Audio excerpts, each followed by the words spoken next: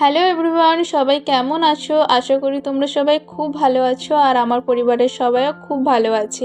আজকে যাব ইস্কন মন্দিরের প্রসাদ আনতে, তাই জন্য আমি, মিতালি, দিদি রেডি হয়ে গেছি সুন্দরভাবে, সিম্পলভাবে।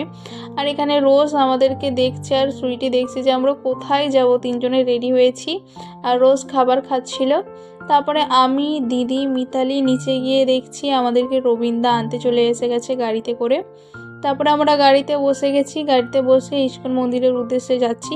আর আগে থেকেই আমাদের ইস্কন মন্দিরে অর্ডার দেওয়া ছিল প্রসাদের জন্য। আর দেখতে দেখতে আমরা ইস্কন মন্দিরের সামনে চলেও এসেছি। তোমরা দেখতে পাচ্ছ আমাদের এই হলদিয়ার ইস্কন মন্দির। আর দিদি, মিতালি ভেতরে যাচ্ছে আর আমিও তোমাদেরকে ভেতরে মন্দিরটা তোমাদেরকে দেখাচ্ছিলাম। দেখতে পাচ্ছ আমাদের কি সুন্দর ইস্কন মন্দিরের ভেতরটা। তারপরে এখানে দিদি আর মিতালি কথা বলছিল আগের দিন অর্ডারের জন্য।